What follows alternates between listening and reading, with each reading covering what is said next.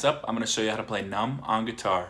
If you find this video helpful, please like and subscribe. I'd really appreciate that. Let's get started. For this song, you're going to be in standard tuning with your capo on 1. The chords you'll need are open A, so it's just these two. Open, open, 2, 2, open, open. E, open, 2, 2, 1, open, open. And then the next chord, I'm not sure the name, but you just put your middle finger on 2 here. 2, open, 2, 1, open, open. 2, open, 2, 1, open, open.